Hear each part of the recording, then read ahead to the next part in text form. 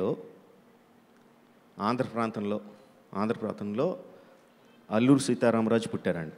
అది మనకు తెలిసిన విషయమే. అది ఆయన ఇంగ్లీష్ చదువులే కాకుండా వేదాల్లోనూ పురాణాల్లోనూ ఇతిహాసాలన్నీ చాలా బాగా చదువుకున్నారు. యోగా ఎక్స్పర్ట్ ఆయన. బట్ యుక్త వయసులో ఉండగా ఆయన ఇల్లు వదిలి ఊరు వదిలి వెళ్ళిపోయారు. తీర్థయాత్రలు అంటారు, తపస్సు కోసం అంటారు, దేశయాటన కోసం అంటారు. ఒక 2-3 సంవత్సరాల పాటు ఆయన లేరు. ఎక్కడికి వెళ్ళారు, ఏం చేశారో తెలీదు. తిరిగి వచ్చిన తర్వాత ఆయన హీ స్టార్టెడ్ హిజ్ స్వతంత్ర ఉద్యమం ఫర్ ట్రైబల్ వెల్ఫేర్ మొదలుపెట్టారంటే అక్కడి నుంచి మళ్ళీ మనకు తెలిసిందే ఆయన వచ్చిన విధానం. ఆయన వచ్చిన తర్వాత ఏ విధంగా పోరాడారు.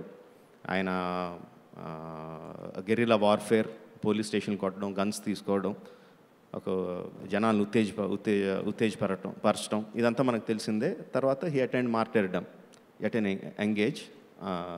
బ్రిటిష్ చేతుల్లో చనిపోయారు ఆయన. ఇదంతా మళ్ళీ మనకు తెలిసిన కథే అండి. 1901లో అల్లూరి సీతారామరాజు పుట్టిన ఒక 2-3 సంవత్సరాల గ్యాప్లోనే 1901లో ఉత్తర తెలంగాణ ఆదిలాబాద్ డిస్ట్రిక్ట్లో కొమరం భీం పుట్టారండి. ఇది మనకు తెలిసిందే. ఆయన కూడా యుక్త వయసులో ఉండగా ఇల్లు వదిలి వెళ్ళిపోయారు. వెళ్ళిన తర్వాత ఏం జరిగిందన్న కథ మళ్ళీ ఎవరికీ తెలియదు. వెళ్ళినప్పుడు ఆయన నిరక్షరాస్యుడు. ఆయన తిరిగి వచ్చిన తర్వాత ఆయన చదువుకున్నవాడిగా తిరిగి వచ్చాడు. ఆయన కూడా నిజాం ప్రభుత్వం మీద, ఆపరేషన్ మీద హీ ఫాట్ అగేన్స్ట్.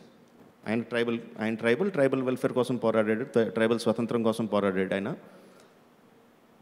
సేమ్ అదే లాగా అల్లూరి సీతారామరాజు ఎలా చనిపోయారో, ఎలాగా ఫైట్ చేశారో అదేవిధంగా ఆయన కూడా ఫైట్ చేశారు.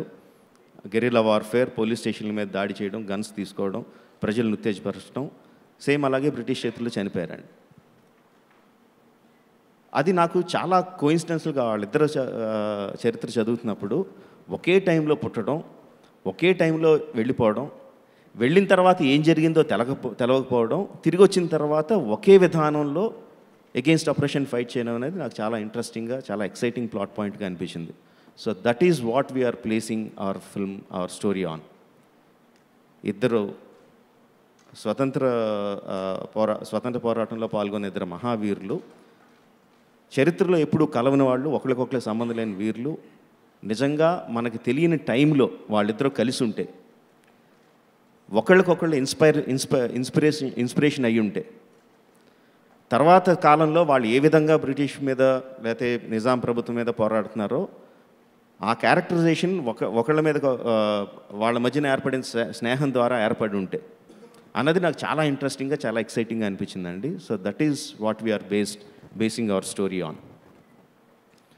మనకు తెలిసిన స్టోరీ కాదండి ఇందులో చెప్పేది, తెలవని story. It's completely fictitious tale, కంప్లీట్గా fictional tale about 2 real heroes.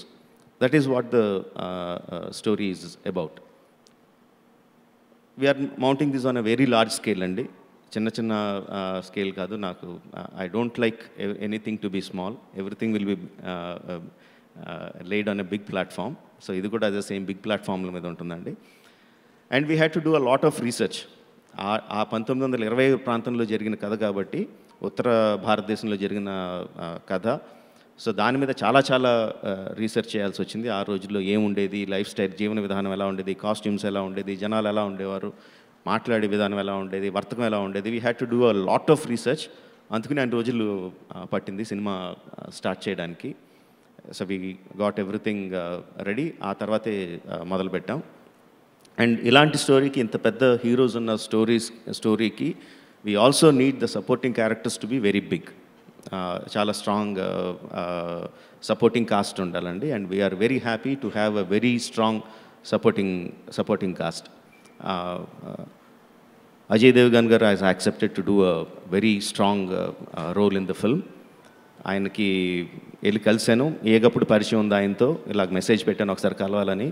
ఇమీడియట్గా ఓకే అన్నారు. వెళ్ళి క్యారెక్టర్ ఎక్స్ప్లెయిన్ చేశాను ఆయనకి. ఇమీడియట్గా డేట్లు ఎప్పుడు కావాలని అడిగారు. very happy. He is very excited to be part of this one. ఒక ఫ్లాష్ బ్యాక్లో వచ్చి ఒక పవర్ఫుల్ క్యారెక్టర్ ప్లే చేస్తున్నారండి అజయ్ దేవ్గన్ గారు. And at the same time Alia Bhatt will be playing opposite Charan. Yeah, so తను కూడా షీఈ్ వెరీ ఎక్సైటెడ్. అనుకోకుండా ఒక బాంబే నుంచి వస్తుంటే వి మెట్ ఇన్ ఎయిర్పోర్ట్లో కలిసాం. అప్పుడే జస్ట్ మాట్లాడుకున్నాం, రఫ్గా ఎలా ఉంటుంది నీ గురించి అనుకుంటున్నాం అని చెప్పాను. షీ సెడ్ ఏ పాత్ర అయినా సరే నేను చేస్తాను, please let me know on the.